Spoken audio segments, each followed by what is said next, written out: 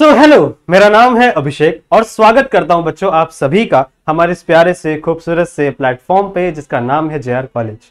यार कैसे हो आप सभी लोग? आई होप आप लोग बढ़िया होंगे, आप लोग की पढ़ाई एकदम बढ़िया चल रही होगी बच्चों। ठीक है, जैसा कि आपको पता है हमने हमारे इस प्लेटफॉर्म पे शुरू किए हुए हैं केमिस्ट्री के लेक्चर्स, सही है, जिसमें काफी सारे चैप्टर्स हमारे ऑलरेडी कंप्लीटेड हैं, सही है। और हम लोगों ने शुरू किया हुआ है एक बहुत ही इंपॉर्टेंट चैप्टर जिसका नाम है बच्चों केमिकल काइनेटिक्स, सही है। ये है लेक्चर नंबर 8, मतलब इसके पहले भी 7 लेक्चर अपलोड हो चुके हैं इस चैप्टर के, सही है। तो अगर आप किसी भी बच्चे ने कोई भी लेक्चर मिस किया होगा इसके पहले का, तो जरूर से जाके उन लेक्चर्स को जरूर से आप देख लेना, सही है, ठीक है।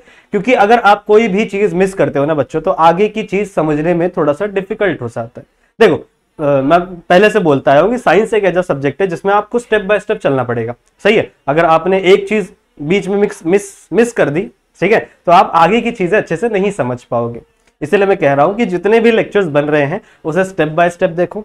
अगर आपको लेक्चर थोड़े स्लो फील होते हैं तो आप स्पीड इंक्रीज कर सकते हो 1.5 या फिर 2x की स्पीड में, जैसा भी आपको सूटेबल, सही है। चलो तो बच्चों लास्ट के कुछ लेक्चर से हम लोग बात कर रहे थे रेट ऑफ द रिएक्शन की, और रेट ऑफ द रिएक्शन जो डिपेंड कर रहा था कॉन्सेंट्रेशन के ऊपर। मैंने आपको पहले भी बताया था कि रेट ऑफ द रिएक्शन या तो कॉन्सेंट्रेशन पे डिपेंड करता है या तो टेम्परेचर पे डिपेंड करता है, सही है। और अभी तक हम लोग ने जितने भी आप कह सकते हो टॉपिक्स पढ़े हैं, जैसे first order reaction, zeroth order reaction, सही है, वो सारे के सारे कॉन्सेंट्रेशन से रिलेटेड थे। मतलब कॉन्सेंट्रेशन कैसे इफेक्ट करेगा किसी भी रेट को, किसी भी रिएक्शन के रेट को। नाउ आज इस लेक्चर से हम लोग शुरू कर रहे हैं बच्चों temperature related rate of the reaction. मतलब ऐसा रिएक्शन जो टेम्परेचर से रिलेट करेगा। क्या टेम्परेचर इंक्रीज करने से रेट ऑफ रिएक्शन चेंज होगा? अगर चेंज होगा तो क्या वो इंक्रीज होगा, क्या वो डिक्रीज होगा? उन सारी चीजों के ऊपर बात करेंगे इस लेक्चर वीडियो के अंदर, सही है। साथ ही साथ बच्चों हम लोग ट्राई करेंगे अरहेनियस इक्वेशन को सॉल्व करने का। अरहेनियस इक्वेशन कैसे आया? कोलिजन थ्योरी से ही आया है वो, तो वो क्या कहना चाहता है, क्या बताना चाहता है, इनके बारे में थोड़ी बहुत डिस्कशन आज के इस लेक्चर के अंदर हम लोग करेंगे। सो this is the lecture number 8, जहां पर हम लोग डिस्कस करेंगे कोलिजन थ्योरी और अरहेनियस इक्वेशन, ठीक है। एक और बात आपको बता दूं कि अगर आपने हमारे इस एप्लीकेशन को डाउनलोड नहीं किया है तो इसे जरूर से डाउनलोड कर लेना। और यदि आपको केमिस्ट्री में या बायोलॉजी में कोई भी डाउट होता है बच्चों, तो आप आ सकते हो मेरे इंस्टाग्राम पे, यहाँ पर आप आके अपने डाउट्स मुझसे पूछ सकते हैं, सही है।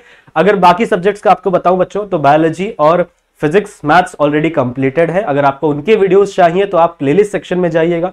इसी चैनल की प्लेलिस्ट सेक्शन में आपको सारे वीडियोस मिल जाएंगे। एक प्लेलिस्ट क्रिएटेड है हर एक चैप्टर, हर एक सब्जेक्ट की, वहां पे आप लोग को chapter by chapter lecture videos मिलेंगे, सही है। तो उनको भी फॉलो करिए दूसरे सब्जेक्ट्स के लिए, वो ऑलरेडी कंप्लीटेड है।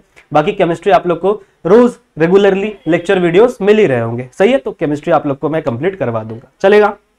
तो चलो बच्चों स्टार्ट करते हैं आज के इस लेक्चर को और समझते हैं कि आखिरकार कोलिजन थ्योरी है क्या और क्या कहना चाहती है हमसे। चलो आ जाओ बात करते हैं। देखो अभी हम लोग स्टार्ट कर रहे हैं बच्चों temperature related rate of reaction, ठीक है। तो ये चीज थोड़ा सा ध्यान में रखेंगे कि इसके आगे हम लोग सिर्फ और सिर्फ temperature related rate of reaction की बातें करेंगे, सही बात है, ठीक है। टेम्परेचर रिलेटेड मतलब क्या? कि अगर आपने रेट ऑफ रिएक्शन कह सकते हैं आप टेम्परेचर को इंक्रीज किया, तो क्या उससे रेट ऑफ रिएक्शन में कोई इफेक्ट पड़ेगा? क्या रेट ऑफ रिएक्शन में कोई इफेक्ट नहीं पड़ेगा? अगर पड़ेगा तो क्या रेट ऑफ रिएक्शन इंक्रीज होगी, क्या रेट ऑफ रिएक्शन डिक्रीज होगी? यही चीज हमें पता करनी है। उसके लिए सबसे पहली थ्योरी हमें समझनी पड़ेगी, that is nothing but a collision theory. अब कोलिजन थ्योरी क्या कहना चाहती है, सुनो ध्यान से। कोलिजन थ्योरी जब आई थी बच्चों, तो इन्होंने हमको यह समझाया था कि जितने भी रिएक्शंस है बच्चों, वो कैसे होते हैं? वो हमेशा एक मॉलिक्यूल और दूसरे मॉलिक्यूल के कोलिजन के वजह से होते हैं, सही बात है। तो कोई भी रिएक्शन जब आप स्टडी कर रहे हो, फॉर एग्जांपल आपका कोई रिएक्टेंट है ए, जब वो कन्वर्ट हो रहा है, मान लो वो रिएक्ट हो रहा है बच्चों बी के साथ और वो कन्वर्ट हो रहा है पी के अंदर, यानी प्रोडक्ट पी आपका फॉर्मेशन कर रहा है, सही है। तो ड्यूरिंग दिस रिएक्शन आपका ए और बी क्या है? इट इज अ रिएक्टेंट, सही है। और ये P क्या है बच्चों? आपका प्रोडक्ट। तो जब भी कोई भी रिएक्शन प्रोसीड होता है, जब प्रोसीड होती है बच्चों, तो जो आपके दो मॉलिक्यूल है जो रिएक्ट होने वाले हैं ना, उनके अंदर हमेशा कोलिजन होता है। उनके अंदर हमेशा क्या होगा? कोलिजन होगा। तो मान लो आपका A का एक मॉलिक्यूल है, सही है, this is suppose that this is the molecule of A। ये आगे चल के बी मॉलिक्यूल के साथ क्या करेगा बच्चों, कोलाइड करेगा। सही बात है। जब इन दोनों के बीच में कोलिजन होगा तो वहां से कुछ अमाउंट ऑफ एनर्जी रिलीज होगी। That energy we are going to study as a activation energy. उसकी बात हम लोग करेंगे आगे लेक्चर में। बट अभी इतना समझो कि जब दो आपके मॉलिक्यूल्स एक दूसरे के साथ रिएक्ट होंगे, मतलब एक दूसरे के साथ कोलिजन करेंगे, तभी वो आगे चल के प्रोडक्ट का फॉर्मेशन कर सकते हैं। ठीक है, तभी वो आगे चल के प्रोडक्ट का फॉर्मेशन कर सकते हैं। तो आप कह सकते हो कि in a reaction reactant get collide to form a product. ऐसा आप एक स्टेटमेंट तैयार कर सकते हो। क्या स्टेटमेंट होगा बच्चों? In a chemical reaction, in a chemical reaction to और more reactant get collide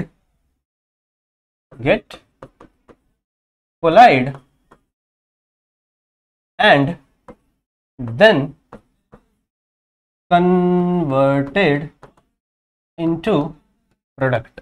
समझ रहे हो? समझ रहे हो? इसी को कहते हैं बच्चों हम लोग कोलिजन थ्योरी। यही कहलाती है आपकी कोलिजन थ्योरी। समझ में आ गया क्या? आई होप आप सभी बच्चों को ये चीज समझ में आ गई होगी कि आखिरकार कोलिजन थ्योरी होती क्या है और वो हमको समझाना क्या चाहती है। ठीक है, आई होप आपको ये समझ में आ गया होगा कि कोलिजन थ्योरी बच्चों होती क्या है और वो हमको समझाना क्या चाहती है। क्लियर है? समझ में आ गया? ठीक है, आगे चले, आगे चले। ठीक है, अब क्या ऐसा होगा कि जितने भी कोलिजन्स हो रहे हैं, जैसे मान लो मैंने एक क्यूब लिया बच्चों, मैंने एक क्यूब लिया है। ये क्यूब है 1 सेंटीमीटर स्क्वायर का। इसका क्यूब का एरिया कितना है? 1 सेंटीमीटर स्क्वायर का क्यूब का लिया। ठीक है, इसके अंदर मैंने 1 एटमॉस्फेरिक प्रेशर वाले गैसेस भर दिए। मतलब इतना प्रेशर है कि मतलब 1 एटमॉस्फेरिक गैसेस यहाँ पे होंगे। तो इनका कोलिजन कितना होगा पता है? आपस में इनका कोलिजन 1 सेकेंड के अंदर कितना हो सकता है पता है?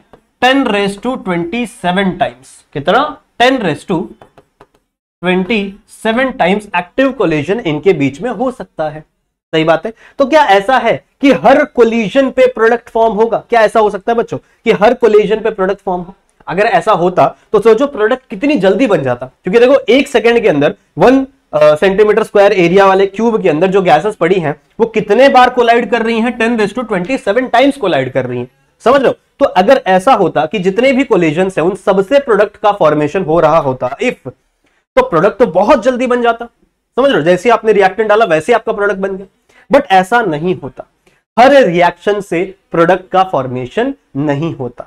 समझ में आई बात? ठीक है, हर रिएक्शन में कह सकता हूं या फिर हर कोलाइड से, जितने बार भी कोलिजन हो रहा है ना बच्चों, हर कोलिजन से आपके प्रोडक्ट का फॉर्मेशन नहीं होता। समझ में आई बात? ठीक है, जिन कोलिजन से प्रोडक्ट का फॉर्मेशन होगा उसे हम लोग कहते हैं इफेक्टिव कोलिजन। ठीक है, उसे हम लोग क्या कहेंगे? Effective collision. समझ में आ गया क्या? समझ में आ गया? Effective collision. इफेक्टिव कोलिजन मतलब क्या होता है बच्चों? मैंने अभी आपको समझाया। इफेक्टिव कोलिजन वो कोलिजन होगा जिसके आपस में टकराने से एक्चुअल में प्रोडक्ट बनेगा। सही है? क्या जितने बार टकरा रहे हैं उतने बार बनेगा? नहीं, बहुत कम अमाउंट ऑफ एक्टिव कोलिजन होता है। बहुत कम अमाउंट ऑफ बच्चों एक्टिव कोलिजन या फिर आप कह सकते हो इफेक्टिव कोलिजन हमको देखने के लिए मिलता है। तो इफेक्टिव कोलिजन उस कोलिजन को कहेंगे जिससे आगे चल के आपके प्रोडक्ट का फॉर्मेशन हो। ठीक है, formation of product taking place. समझ में आ गया क्या? समझ में आ गया आप सभी बच्चों को? ठीक है, तो इफेक्टिव कोलिजन समझ में आ गया क्या होता है। कोलिजन थ्योरी क्या कहती है वो समझ में आ गया आप सभी बच्चों को? ठीक है, कोलिजन थ्योरी हमको क्या समझाती है? वापस एक बार रिवाइज कर लो छोटा सा।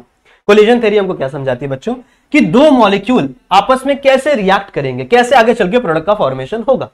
तो बहुत ही सिंपल सी थ्योरी है ये, हमको ये समझाती है कि जब रिएक्टेंट मॉलिक्यूल आपस में टकराते हैं, आपस में कोलाइड करते हैं, उसी से आगे चल के प्रोडक्ट रिएक्शन क्या बोलते हैं आपके प्रोडक्ट का फॉर्मेशन होता है। समझ में आई बात? और वही चीज मैंने आपको स्टेटमेंट में भी बता दी कि इन अ केमिकल रिएक्शन 2 और मोर रिएक्टेंट मॉलिक्यूल, और आप ऐसे लिख सकते हो reactant molecule get collide and then converted into product. ये आपकी कोलिजन थ्योरी कहती है। पर उसी थ्योरी ने ये भी हमको बताया कि सारे कोलिजन से प्रोडक्ट नहीं बनता। जैसे मैंने अभी आपको एक एग्जांपल दिया, इतने कोलिजन हो रहे हैं 1 सेंटीमीटर क्यूब वाले एरिया में, तो क्या हर कोलिजन से प्रोडक्ट फॉर्म होगा? नहीं, सारे कोलिजन से प्रोडक्ट का फॉर्मेशन नहीं होता बच्चों। कुछ कुछ कोलिजन से ही आगे चल के प्रोडक्ट का फॉर्मेशन होता है, और जो कोलिजन आगे चल के प्रोडक्ट फॉर्म करेगा, ऐसे कोलिजन को हम क्या कहेंगे? Effective collision. समझ में आई बात? इसको हम लोग क्या बोलेंगे? Effective collision. Please note it down बच्चों, प्लीज इसको नोट कर लो, क्योंकि बहुत इंपॉर्टेंट टॉपिक है, ठीक है, बहुत इंपॉर्टेंट टॉपिक। समझ में आ गया? आगे चले, आगे चले, चलो। नेक्स्ट है एक्टिवेशन एनर्जी, बहुत इंपॉर्टेंट टॉपिक। एक्टिवेशन एनर्जी क्या होती है? सुनो, ये भी हम लोग पढ़ेंगे आगे चल के। वैसे तो पहले यहां पे मैं एक डेफिनेशन लिखा है मैंने, पर वो डेफिनेशन से पहले मैं आपको चीजें समझाना चाहता हूं।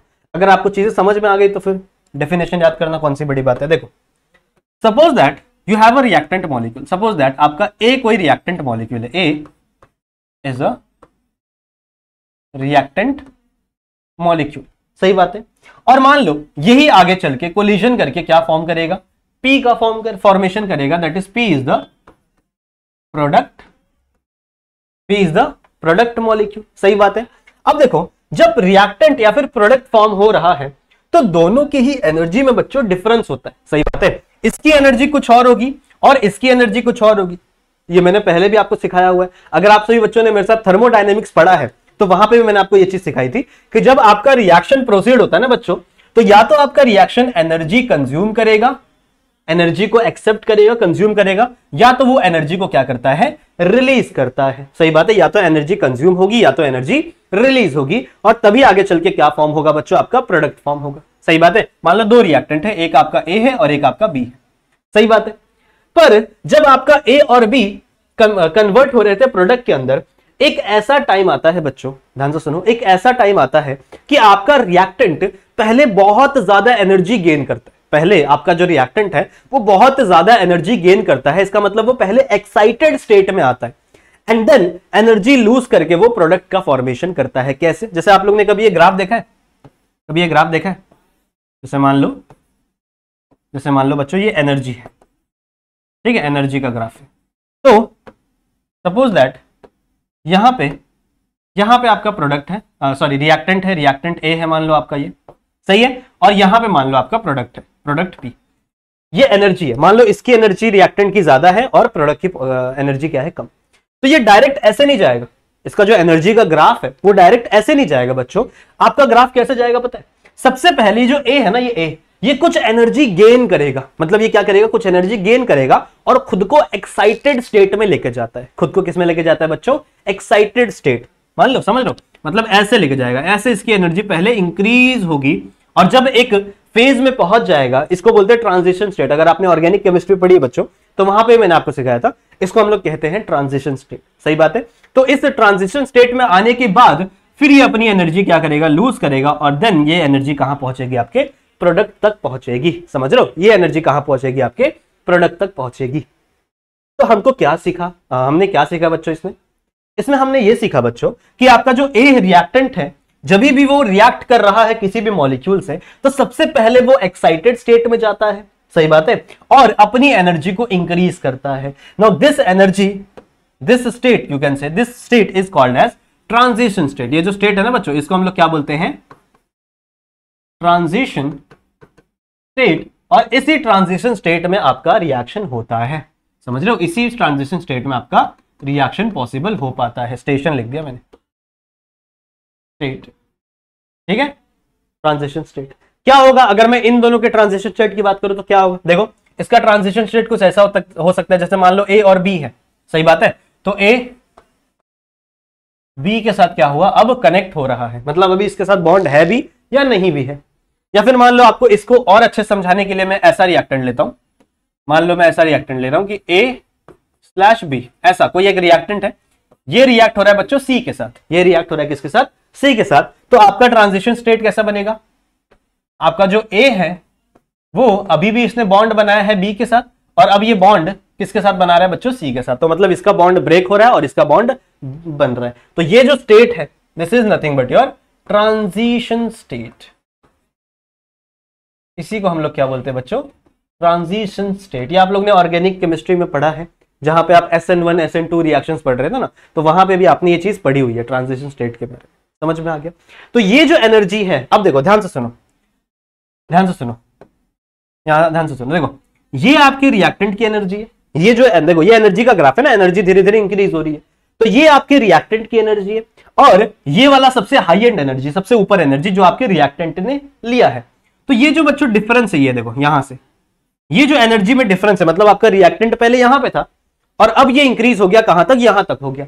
तो मतलब ये जो इंक्रीज इन एनर्जी है, this energy is called as activation energy.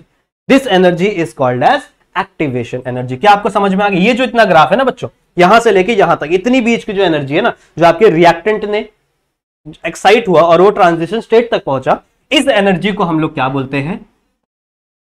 Activation energy. समझ रहे हो? इसी को हम लोग क्या बोलते हैं बच्चों? Activation energy. और इसको हम लोग रिप्रेजेंट किससे करेंगे? इसको हम लोग रिप्रेजेंट करेंगे EA से, कैपिटल E और छोटा a।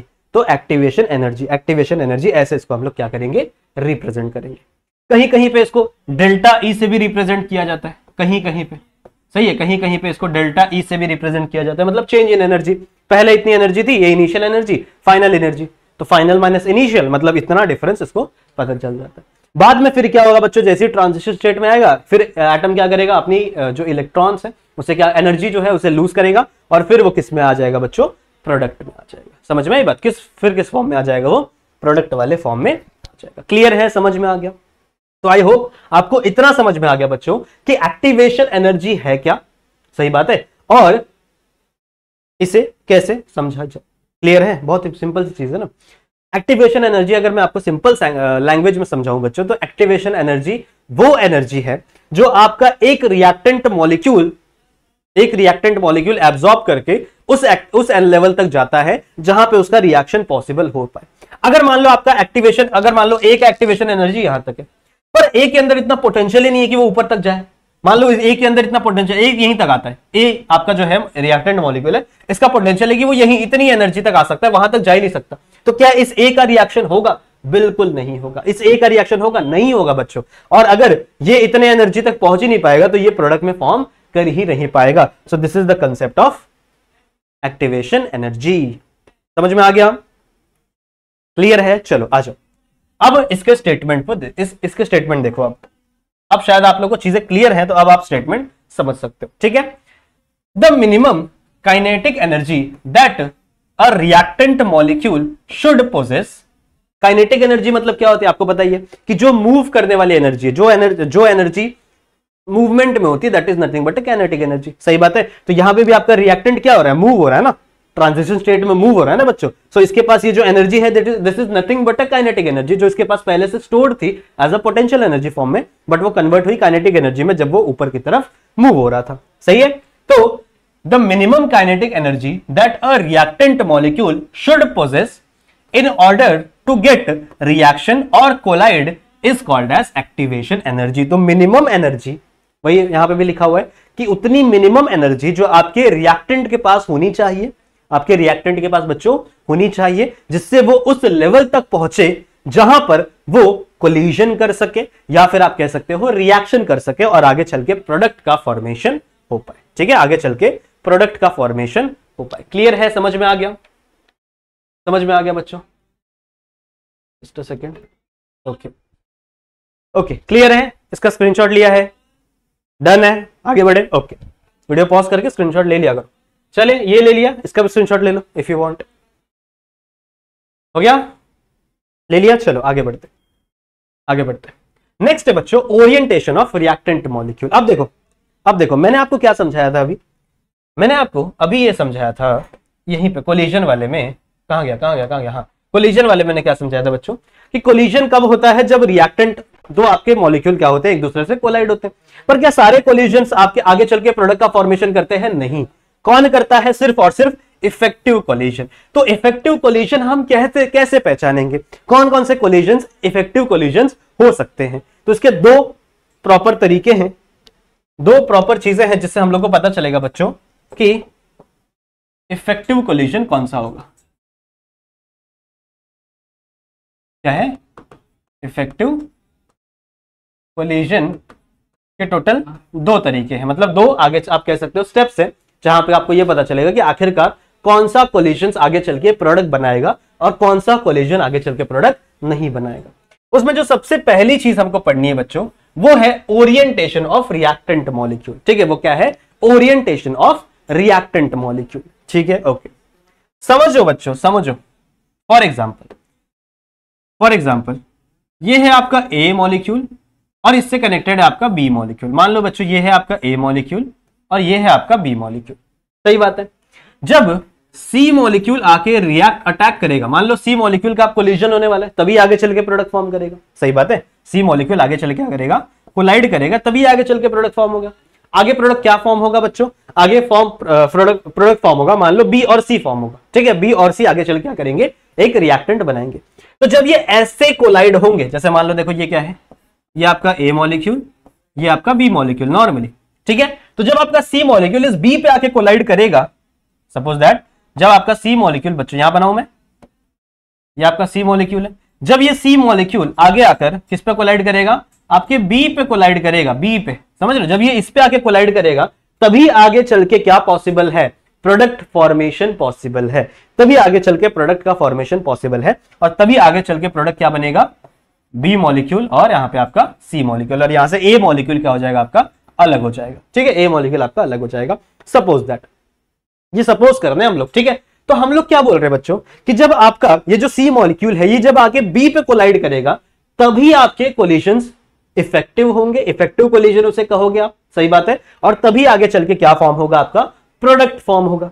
अब मान लो सपोज दैट बच्चों आपके पास कंपाउंड होता ए और बी, यही वाला कंपाउंड, पर अगर मान लो बच्चों आपका सी मॉलिक्यूल आके यहां पे कोलाइड करता तो क्या प्रोडक्ट फॉर्म होता? नहीं फॉर्म होगा।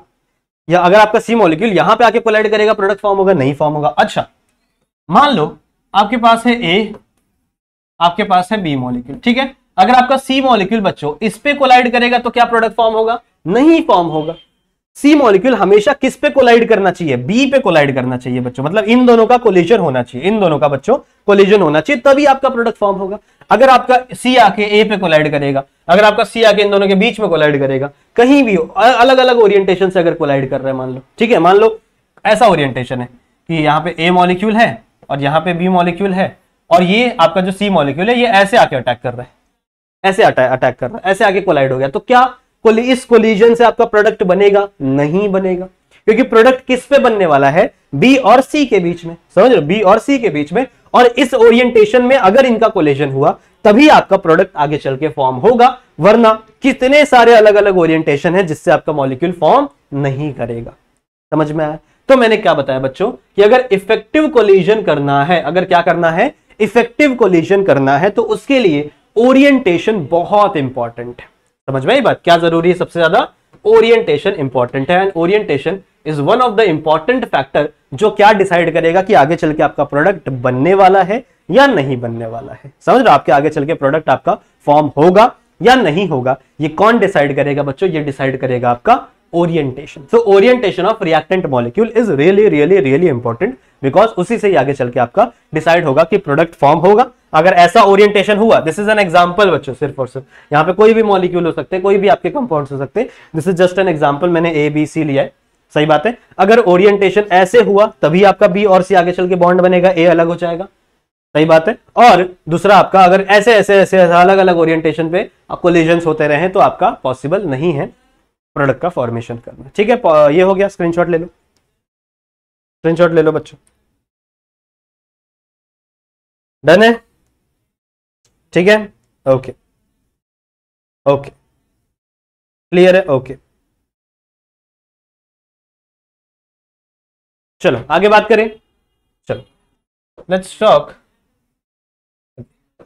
अच्छा, ये तो डायरेक्ट रहने से आ गया। अरे मुझे और भी कुछ सिखाना है आपको, अभी नहीं। ओके, नेक्स्ट एक और दूसरा फैक्टर है जो डिपेंड करेगा, जो बताएगा कि आखिरकार आपका जो प्रोडक्ट फॉर्म हो रहा है क्या वो इफेक्टिव, जो आपका कोलिजन हो रहा है क्या वो इफेक्टिव कोलिजन है या नहीं। वो क्या है बच्चों? आपका पोटेंशियल एनर्जी बैरियर। उसको क्या बोलते हैं? उसको बोलते हैं हम लोग पोटेंशियल एनर्जी बैरियर। ठीक है, पोटेंशियल एनर्जी बैरियर। अब इसका मतलब क्या है, इसका मतलब क्या है सुनो, मैंने अभी आपको एक चीज समझाई, activated energy, sorry activated energy आपको समझाया, सही है, मैंने अभी आपको समझाया बच्चों, ठीक है, ओके। वहां पे आपको मैंने एक ग्राफ दिखाया था, एक्टिवेशन एनर्जी में एक ग्राफ दिखाया था, मान लो ये आपको कोई ग्राफ है, ठीक है। मैंने आपको बोला बच्चों, एक आपका रिएक्टेंट मॉलिक्यूल है, यहाँ पे आपके reactant molecule, this is the graph for energy, energy increase हो रहा है, यहां से एनर्जी ऊपर जा रहा है, यहां से एनर्जी नीचे जा रहा है। Now for example this is the energy level of your reactant A B, कुछ भी हो सकता है, मान लो ए बी का रिएक्टेंट मॉलिक्यूल, सही है, ये क्या है आपका एनर्जी लेवल है कि इतनी एनर्जी किसकी है, इतनी एनर्जी किसकी है, आपके रिएक्टेंट मॉलिक्यूल की। और मान लो जो प्रोडक्ट फॉर्म हो रहा है वो यहाँ पे है, यहाँ पे, सही बात है, जो आपका प्रोडक्ट फॉर्म हो रहा है, प्रोडक्ट में क्या बन रहा था आपका, बी और सी बन रहा था, बी और सी बन रहा था ना, बी और सी मॉलिक्यूल का क्या हो रहा है, प्रोडक्ट फॉर्मेशन हो रहा है। तो मान लो आपका प्रोडक्ट इस एनर्जी लेवल पे है, चलो मान लो ये एनर्जी कंज्यूम करेंगे, एक्सोथर्मिक रिएक्शन है, कोई फर्क नहीं पड़ता उससे, बट मैंने आपको क्या बोला कि क्या ये रिएक्शन डायरेक्टली होगा, क्या इसकी एनर्जी ऐसे बढ़ जाएगी, पहले इसकी एनर्जी थी और ऐसे एनर्जी हो जाएगी, नहीं।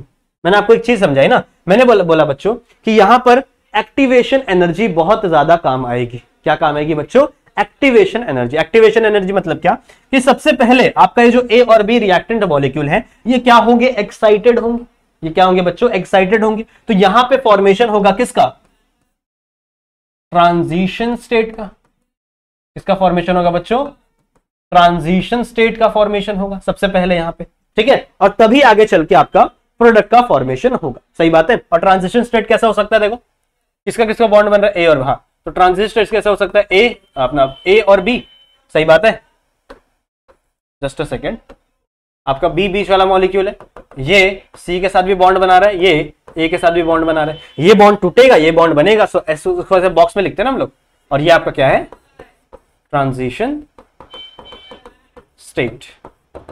ये कब बनेगा, सबसे पहले आपका रिएक्टेंट मॉलिक्यूल क्या करेगा, एनर्जी को गेन करेगा, तो ये एनर्जी कुछ ऐसे ऐसे ऐसे ऊपर उठेगी, सही बात है, एक लेवल आएगा एनर्जी का जब वो ट्रांजिशन स्टेट में पहुंच जाएगा, रिएक्शन करेगा, एंड देन वो क्या जाएगा बच्चों, नीचे जाएगा, और किसका फॉर्मेशन होगा बच्चों, प्रोडक्ट का फॉर्मेशन होगा। तो मैंने क्या कहा, मैंने कहा कि ये वाला जो एनर्जी है, मतलब आपके रिएक्टेंट मॉलिक्यूल का, और ये जो टॉप वाला एनर्जी बच्चों, इसके एनर्जी के डिफरेंस को हम लोग बोलते हैं एक्टिवेटेड एनर्जी, या फिर इसी को ही हम लोग क्या बोल सकते हैं, ई ए, एक्टिवेटेड एनर्जी, या फिर इसको डेल्टा ई से भी रिप्रेजेंट करते हैं, वो मैंने आपको सिखाया। अब ध्यान से सुनो, एक चीज चाहिए कि प्रॉपर ओरिएंटेशन होना चाहिए, प्रॉपर ओरिएंटेशन से कोलिजन होगा, तभी आगे चल के प्रोडक्ट का फॉर्मेशन होगा, तभी आगे चल के आपका अच्छा कोलिजन आप कह सकते हैं, सही बात है। दूसरा क्या चाहिए हमें पता है, दूसरा चाहिए कि आपके जो मॉलिक्यूल्स है ना, वो ट्रांजिशन स्टेट पर पहुंच पाए। ये देखो, ये आपका ट्रांजिशन स्टेट है, this is the transition state जहां पे ऐसा मॉलिक्यूल फॉर्म होगा। अब मान लो आपका ऐसा कोई रिएक्टेंट है जिसके पास ये पोटेंशियल एनर्जी है ही नहीं, जिसके पास इतनी एनर्जी है ही नहीं कि वो इस लेवल तक जा पाए, तो क्या वो रिएक्शन प्रोसीड करेगा, क्या उस पे सी मॉलिक्यूल अटैक कर पाएगा, नहीं कर पाएगा ना बच्चों, क्योंकि वो उस लेवल तक जा ही नहीं पा रहा, समझ रहे हो। तो पोटेंशियल एनर्जी का एक बैरियर क्रिएट हो जाता है, मतलब यहां पर जो आपका कंपाउंड है, आप कह सकते हो रिएक्टेंट जो है, वो इतनी एनर्जी गेन ही नहीं कर पा रहा कि वो कहां तक जा पाए, ट्रांजिशन स्टेट तक जा पाए। वो कहां तक जा पाए बच्चों, ट्रांजिशन स्टेट तक जा पाए।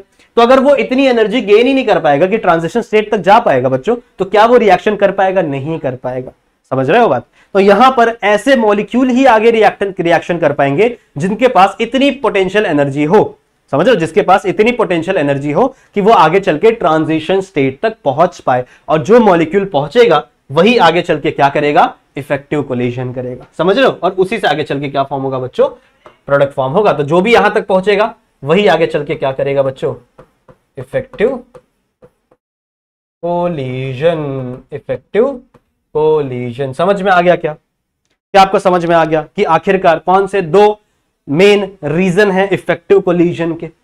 इफेक्टिव कोलिजन कौन कर सकता है, इफेक्टिव कोलिजन वही कर सकता है, या एक तो प्रॉपर ओरिएंटेशन होनी चाहिए, और दूसरा ऐसे मॉलिक्यूल्स होने चाहिए जो बच्चों कहां तक पहुंच पाए, जिनके अंदर इतनी पोटेंशियल एनर्जी हो कि वो ट्रांजिशन स्टेट तक पहुंच पाए, तभी आगे चल के किसका फॉर्मेशन होगा, प्रोडक्ट का फॉर्मेशन होगा। क्लियर है, just note it down, note कर लो बच्चों।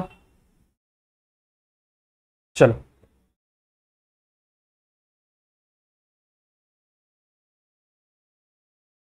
हो गया, चले आगे, ओके। ओके, अब जरा हम लोग बात करते हैं बच्चों कि आखिरकार आप कह सकते हो टेम्परेचर कैसे डिपेंड करेगा किसके ऊपर, आपके प्रोडक्ट के ऊपर, ठीक है, मतलब आपके रेट ऑफ रिएक्शन के ऊपर। तो इसको मैं क्लियर करूं, थोड़ी बातें हमें करनी है, ठीक है। हमें क्या बातें करनी है बच्चों, हमें बातें करनी है टेम्परेचर और रेट कांस्टेंट के बारे में। रेट कांस्टेंट के बारे में, ठीक है। रेट कांस्टेंट क्या होता है कि, पढ़ा है रेट कांस्टेंट क्या होता है बच्चों कि, रेट कांस्टेंट की इक्वेशन पढ़ी हम सभी ने। क्या होता है रेट कांस्टेंट की इक्वेशन, एक्चुअल में इक्वेशन क्या होती है, rate of reaction is directly proportional to constant, आपका रेट कांस्टेंट और कॉन्सेंट्रेशन ऑफ रिएक्टेंट और यहां पे ओवरऑल ऑर्डर ऑफ रिएक्शन। यही होता है कॉन्सेंट्रेशन, यही होता है कॉन्सेंट्रेशन। अगर मैं बात कर रहा हूं बच्चों रेट कांस्टेंट की, अगर मान लो इसका और इसका रिलेशन मैं निकाल रहा हूं, मैं रिलेशन किसका निकाल रहा हूं, आपके टेम्परेचर का और रेट कांस्टेंट का, सही बात है। तो अगर रेट कांस्टेंट का मुझे रिलेशन मिल रहा है तो मैं कह सकता हूं कि मुझे रेट ऑफ रिएक्शन का भी इक्वेशन रिलेशन मिल रहा है, क्योंकि अगर टेम्परेचर के साथ रेट कांस्टेंट बढ़ेगा, फॉर एग्जांपल अगर टेम्परेचर जैसे जैसे आप इंक्रीज कर रहे हो तो मान लो रेट कांस्टेंट की वैल्यू भी इंक्रीज हो रही है। अब अगर आप इस इक्वेशन को देखो ध्यान से तो आपका रेट कांस्टेंट डायरेक्टली प्रोपोर्शनल है किसको, रेट ऑफ द रिएक्शन को। इसका मतलब अगर अगर रेट कांस्टेंट इंक्रीज हो रहा है बच्चों तो रेट ऑफ रिएक्शन भी इंक्रीज होगा। In the sense we are talking about rate of the reaction, in the sense बच्चों we are talking about rate of the reaction. बात समझ में आई? ओके, सुनो, पहले जब साइंटिस्टों को पता नहीं था कि यार टेम्परेचर इंक्रीज करने से क्या होता है, तो उन्होंने एक एवरेज टेम्परेचर रेट लॉ बताया। एवरेज टेम्परेचर रेट लॉ हालांकि इतना सही नहीं है, फिर भी उन्होंने क्या कहा, उन्होंने हमको यह बताया, उन्होंने हमको यह बताया कि after increasing the temperature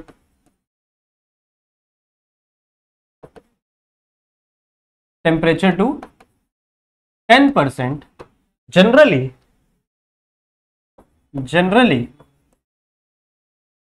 the rate of reaction doubles,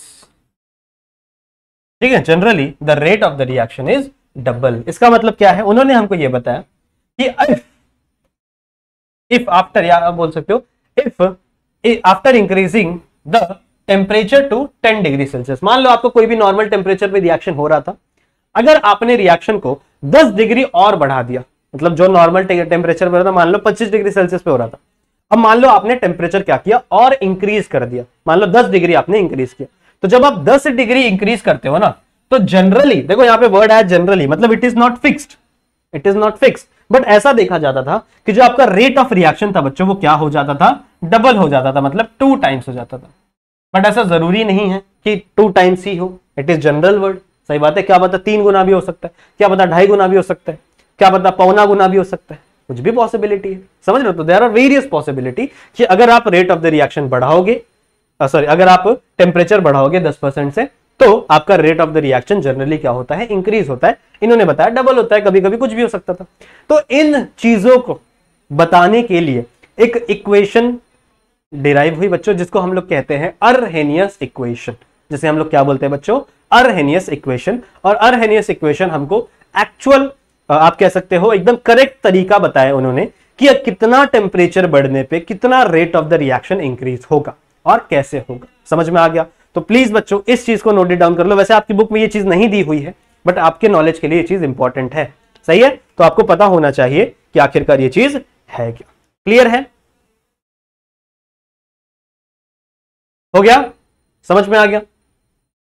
चलो, तो अब आगे हम लोग चलेंगे और पढ़ेंगे मेन हमारे आज के लेक्चर के स्टार को, यानी अर्हेनियस इक्वेशन को। सही बात है। चलो बात करते हैं अर्हेनियस इक्वेशन की। तो आप ऐसा कह सकते हो कि दिस इक्वेशन, जो अभी इक्वेशन हम लोग पढ़ेंगे, this equation gives relation between temperature यानी T, सही है, and rate of the reaction. आप कह सकते हो रेट कांस्टेंट। हम लोग रेट कांस्टेंट की बात करेंगे और आप सभी को पता है कि rate constant is directly proportional to rate of the reaction. तो अगर रेट कांस्टेंट इंक्रीज होगा तो रेट ऑफ द रिएक्शन भी क्या होगा, इंक्रीज होगा। बात समझ में? ठीक है। इन्होंने क्या इक्वेशन दी बच्चों, बहुत इंपॉर्टेंट। इन्होंने हमें बताया, इनकी इक्वेशन क्या थी कि K is equal to A epsilon minus EA divide by RT। ये इसकी अर्हेनियस इक्वेशन थी। सही बात है, ये है अर्हेनियस इक्वेशन। क्या है बच्चों? K यानी आपका rate constant is equal to A into E। में आपका क्या होता है? एप्सिलॉन होता है। सही है। E क्या होता है बच्चों? आपका एप्सिलॉन पढ़ा होगा आप लोगों ने मैथ्स के अंदर। अपॉन EA यानी आपका activation energy divide by RT। ये क्लियर है? ये आपको याद करना पड़ेगा। अब आप डर गए होंगे ये इक्वेशन देख के। कोई नहीं, बहुत आसान इक्वेशन, कुछ भी नहीं। यहां पे कौन सी चीज हमें क्या बता रही है, सुनो सुनो। सबसे पहले हम लोग बात करेंगे, इसको दूसरे कलर से लिखते। अगर मैं बात करूं इस K की, तो K का मतलब होता है बच्चों यहां पर रेट कांस्टेंट। K का मतलब क्या होता है यहां पे? Rate constant. सही बात है। अगर मैं बात करूं बच्चों इस A की, तो ये A क्या बताता है हम लोग को? A को हम लोग कहते हैं आप कह सकते हो प्री एक्सपोनेंशियल वैल्यू। ठीक है, यही दिया ना? हाँ, प्री एक्सपोनेंशियल वैल्यू, यही। हाँ सही, प्री एक्सपोनेंशियल फैक्टर, या फिर इसी को ही हम लोग बोलते बच्चों फ्रीक्वेंसी फैक्टर। फ्रीक्वेंसी, पता नहीं स्पेलिंग सही है कि नहीं, स्पेलिंग गलत हो गई है बच्चों फ्रीक्वेंसी की। क्या है, भूल जाता है यार, क्या करें। ओके, फ्रीक्वेंसी फैक्टर, ये हमें क्या आइडिया देता है? देखो, रेट कांस्टेंट के बारे में तो हमें पता है। रेट कांस्टेंट क्या है? हम लोग ने पढ़ा है ना, rate of the reaction is directly proportional to क्या होता है? Concentration of reactant. सही बात है। अब अगर आप ये प्रोपोर्शनलिटी का साइन हटाओगे तो आपको रेट कांस्टेंट की एक वैल्यू मिलती है, which is the constant in the rate equation. Rate law के अंदर जो कांस्टेंट है वो आपका रेट कांस्टेंट है। ओके, अगर मैं ए की बात करूं बच्चों, तो देखो ये ए जो है ये इस एक्सपोनेंशियल वैल्यू के पहले है। अगर आप देखो तो ये जो एक्सपोनेंशियल वैल्यू है इसके पहले आपका ए लिखा हुआ है, तो इसको प्री एक्सपोनेंशियल फैक्टर भी बोला जाता है क्योंकि एक्सपोनेंशियल वैल्यू के पहले लिखा हुआ है। या फिर आप इसे फ्रीक्वेंसी फैक्टर भी बोलते हो ना। फ्रीक्वेंसी फैक्टर का मतलब क्या, क्यों इसे बोला जा रहा है? इसका मतलब ये है बच्चों, ये हमें ये आइडिया देगा कि कोलिजन कितनी बार हो रहा है, कितनी फ्रीक्वेंसी से कोलिजन हो रहा है, वो हमको आइडिया देता है ये ए वाला कैरेक्टर। ठीक है, वो हमको आइडिया देता है आपका ये ए वाला। तो क्लियर है, समझ में आ गया? ओके, नाउ अगला है बच्चों आपका ई। ई तो आपको पता ही है एक्सपोनेंशियल यूनिट होती है। ई क्या बताता है हमको? एक्सपोनेंशियल यूनिट बताता है। सही बात है। आपका ई ए क्या है? ई है आपका एक्टिवेशन एनर्जी। एक्टिवेशन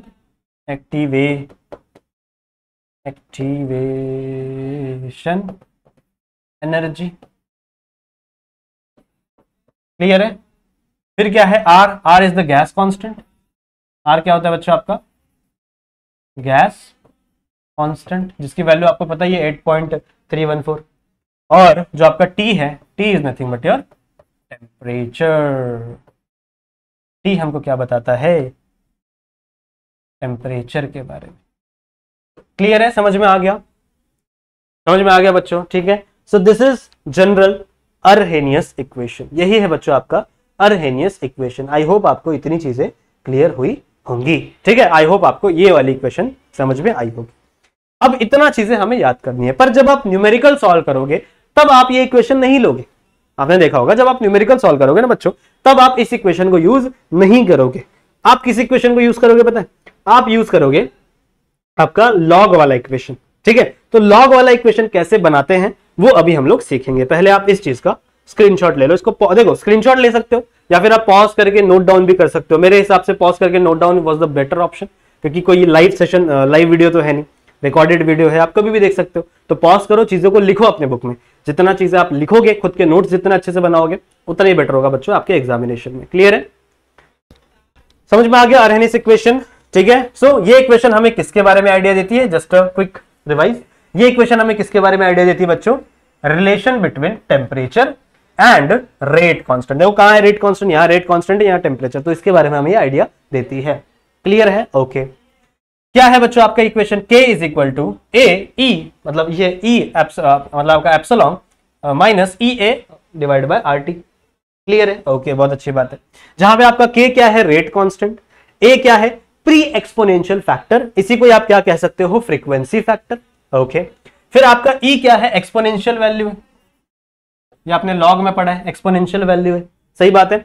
आपका EA क्या है? Activation energy. R is the gas constant, और यू कैन, हाँ कांस्टेंट वैल्यू होती है 8.314 वैल्यू होता है इसका। टेम्परेचर क्या होता है? T is the temperature. Temperature का स्पेलिंग भी गलत हो गया है, टेम्परेचर। क्लियर है? समझ में आ गया बच्चों? तो अब हम लोग वो इक्वेशन बनाएंगे जो इक्वेशन हम लोग एक्चुअल में न्यूमेरिकल में यूज करने वाले। न्यूमेरिकल में ये इक्वेशन यूज नहीं होता, न्यूमेरिकल में ये इक्वेशन यूज नहीं होता। एक्चुअल में यही इक्वेशन हमको बताती है कि आगे चल के किस टेम्परेचर पे क्या रेट कांस्टेंट इंक्रीज हो रहा है, कैसे rate of the reaction increase होता है एक्चुअल में कितना टेम्परेचर इंक्रीज करने से। सही बात है।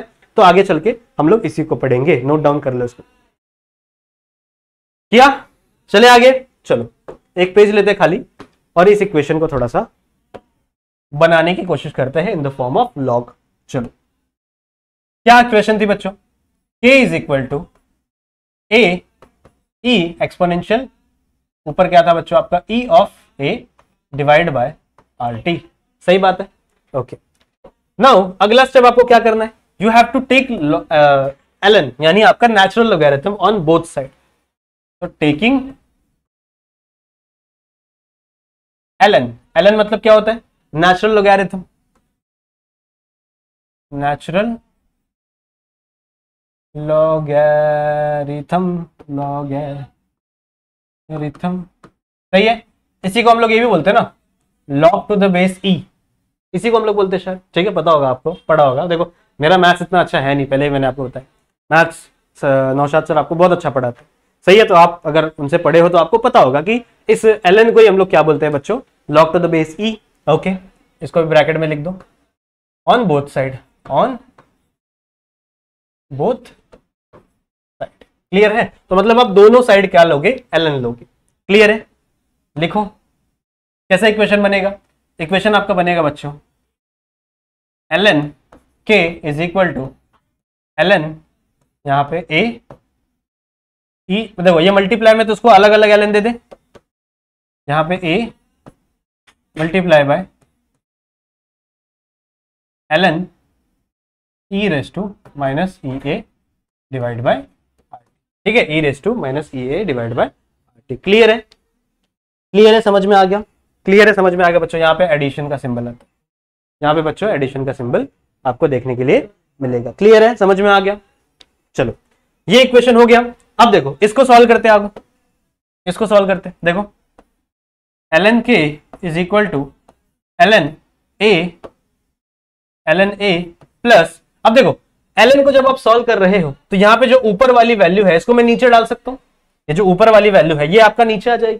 सही बात है। तो यहाँ पे इस ये माइनस में, तो यहाँ पे क्या आ जाएगा? Minus E A divide by R T और ln e। सही बात है। अब ln e क्या होता है? सुनो, ln को ही हम लोग कैसे लिख सकते हैं? log to the base e, और ये क्या है बच्चों आपका e। तो अगर आपने मैथ्स पढ़ा है, वापस नौशाद सर, अगर आपने log e base to e पढ़ा है बच्चों, तो आपको पता होगा कि ln e या फिर log e to the base e to the e क्या होता है बच्चों आपका? 1 होता है। क्या होता है? इसकी वैल्यू 1 होती है। तो मतलब यहाँ पे इस जगह के जगह, इस चीज की जगह में क्या सब्स्टिट्यूट कर सकता हूँ? 1 सब्स्टिट्यूट कर सकता हूँ, और इस चीज को मैं लिखूंगा नहीं। ये आपको रीजन देना है, ये आपको रीजन देना है कि आप ऐसे रीजन दो या फिर ऐसे दो, ln e is equal to 1, ऐसे रीजन दो। तो ये ln e is equal to 1, तो आपका ये वाला वैल्यू क्या हो जाएगा? 1। 1 को हम लोग लिखेंगे नहीं, क्योंकि कोई भी चीज को 1 से मल्टीप्लाई करो तो सेम ही रहती है। सही बात है। तो फाइनल आपको इक्वेशन क्या मिला? फाइनल इक्वेशन आपको मिला ln k is equal to ln a minus E A divide by R T. Clear है? ये इक्वेशन अभी आपको मिली है। ये भी बहुत इंपॉर्टेंट इक्वेशन है, ये भी बहुत इंपॉर्टेंट इक्वेशन है, बट ये ln की पर्सपेक्टिव से है। मतलब किसके पर्सपेक्टिव से? नेचुरल लॉगरिथम के पर्सपेक्टिव से। अब हमें इसको कन्वर्ट करना है बच्चों, किसमें? log टू द बेस 10 के पर्सपेक्टिव में, मतलब log टू द बेस 10 वाले वैल्यू में सॉल्व करना है, क्योंकि इसका वैल्यू हमारे पास होता है, जो आपके पास log टेबल होगा ना, तो log टेबल में आप ये सॉल्व कर सकते हो, बट ये ln वाला सॉल्व करना थोड़ा सा दिक्कत हो सकता है। सही है, तो अभी हम लोग इसको कन्वर्ट करेंगे किसके अंदर, नॉर्मल लोगैरिथम में। सही है, इतना नोट डाउन करो पहले। क्लियर है? क्लियर है बच्चों? आ जाओ आगे बढ़े। तो अभी तक हमने क्या देखा, ln k is equal to ln a minus e of a divide by RT। अब आप सभी को पता है कि जब आप ln को सब्सटीट्यूट करते हो, मतलब ln को हटाते हो और उसी जगह log पुट करते हो, तो आपको एक नंबर से मल्टीप्लाई करना पड़ता है, जिसको हम लोग क्या बोलते हैं, जिसको हम लोग बोलते हैं 2.303। तो देखो ln x, मान लो ln x है, तो इसका ये किसके इक्वल होगा बच्चों, 2.303 log टू द बेस 10 के इक्वल होगा। तो मतलब अगर आपको ln x हटाना है, log टू द बेस 10 और यहाँ पे x, तो मतलब अगर आपको ln x हटाना है तो आपको उसकी जगह क्या पुट करना पड़ेगा, 2.303 log to the base 10 x। यहाँ पे x की जगह बच्चों क्या है, k है, तो मैं यहाँ पे क्या पुट करूंगा, देखो इक्वेशन कैसा हो जाएगा बच्चों, ध्यान से देखो, यहाँ पे हो जाएगा 2.303 log टू द बेस 10, यहाँ पे आ जाएगा k इज इक्वल टू, यहाँ भी ln है, इसको भी हटाना पड़ेगा, तो 2.303 log to the base 10 a। सही बात है, यहाँ पे कुछ नहीं है, तो यहाँ पे क्या आ जाएगा बच्चों आपका minus EA divide by RT। सही है, ये आपका इक्वेशन बना, ये आपका एक, ये आपका एक। अब मैं क्या करता हूँ बच्चों, दोनों साइड को क्या करता हूँ, डिवाइड कर देता हूँ 2.303 से। डिवाइडिंग, जैसे लिखो, dividing both the side by 2.303। तो अगर मैं इसको 2.303 से डिवाइड करूंगा तो ये कैंसिल हो जाएगा, अगर मैं इसको डिवाइड करूंगा 2.303 से तो ये कैंसिल हो जाएगा, और यहां पे आपको डिवीजन लगाना पड़ेगा। सही है, so how your equation become, बच्चों log to the base 10 k is equal to log to the base 10 a minus e of a divide by 2.303 RT। This is the final equation. ये equation हम लोग, बहुत important equation है बच्चों, सारे numerical में हम लोग यही इक्वेशन आगे चलकर सॉल्व करने वाले हैं।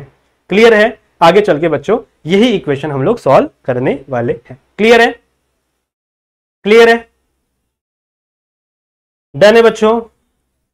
डन है। चलो अब एक ग्राफ बना ले, एक छोटा सा ग्राफ बना ले, बहुत इजी है, बहुत इजी ग्राफ है, बहुत इजी ग्राफ।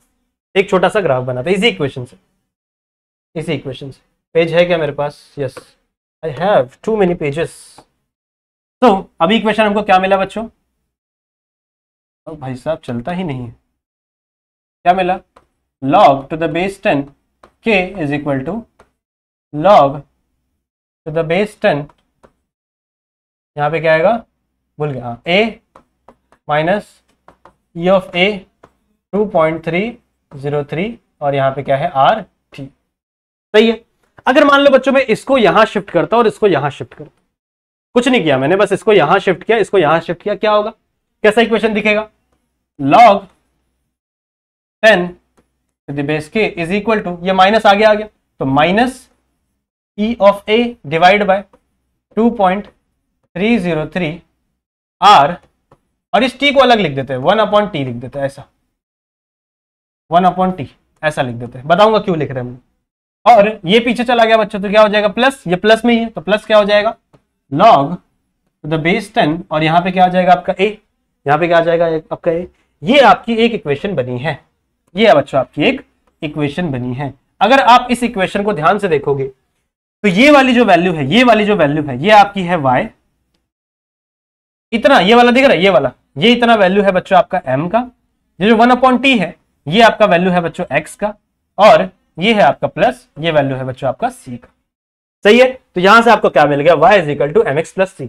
अब आपको y इंटरसेप्ट पे क्या रखना है वो पता चल जाएगा, x इंटरसेप्ट पे क्या रखना है वो पता चल जाएगा, और c इंटरसेप्ट है आपका, तो c इंटरसेप्ट यहाँ पे है, इसका मतलब आपका जो ग्राफ है वो 0 से शुरू नहीं होगा, क्योंकि यहाँ पे क्या है, c इंटरसेप्ट, तो आपका जो ग्राफ है वो 0 से शुरू नहीं होगा।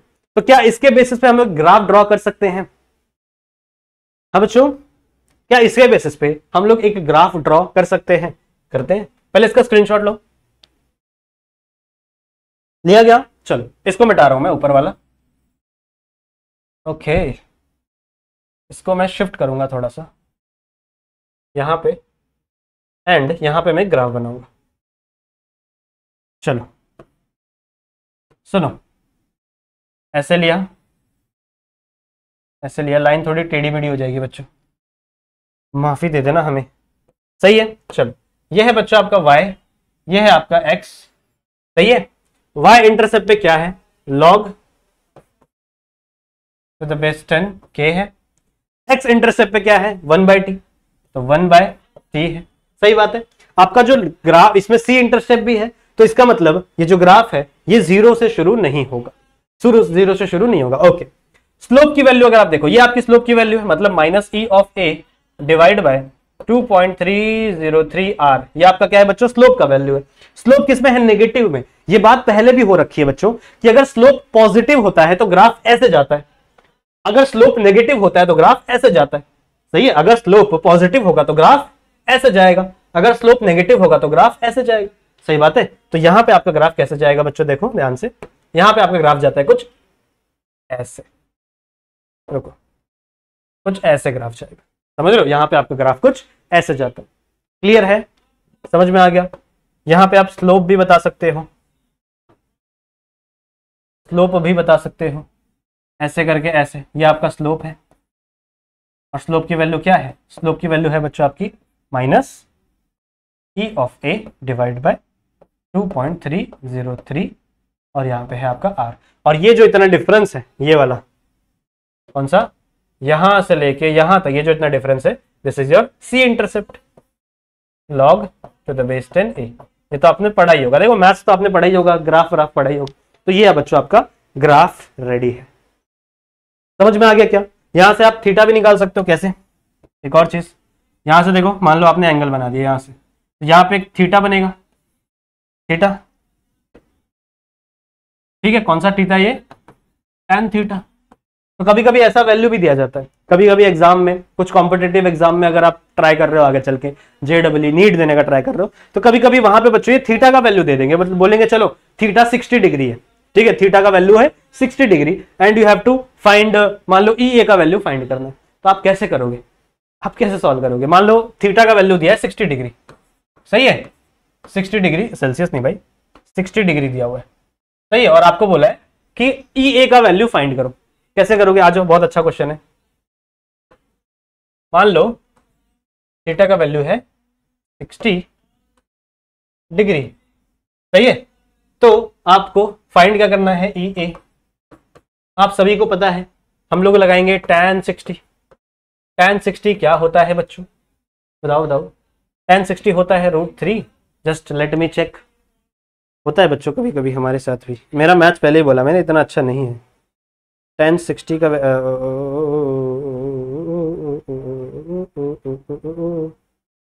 ओके, कहाँ गया कहाँ गया कहाँ गया कहाँ गया कहाँ गया कहाँ गया? ओके, तो tan 60 डिग्री, हाँ √3 होता है, सही है। tan 60 क्या होता है बच्चों? √3। बस कंफर्म कर रहा था मैं। तो मतलब क्या हो जाएगा? √3 वैल्यू बन गई आपके स्लोप की। स्लोप क्या था? स्लोप था आपका ई of A minus divide by 2.303 r। सही बात है। रेट कांस्टेंट आपको पता है, ये रेट कांस्टेंट का वैल्यू क्या हो? 8.314, ये वैल्यू होता है। तो मतलब आप यहाँ पे 314 फुट करो, मतलब इसको यहाँ लेके जाओ, इसको यहाँ लेके जाओ, सॉल्व करो, कैसा हो जाएगा? √3 इंटू 2.303 इंटू आर का value 8.314 is equal to minus E A. जो भी वैल्यू आएगा फिर ये तो आप सॉल्व ही कर सकते हो, सही है। ये तो कैलकुलेशन आप कर ही सकते हो। क्लियर है? समझ में ये बात? तो ऐसे कॉम्पिटिटिव एग्जाम में भी क्वेश्चन पूछे जाते हैं कभी कभी।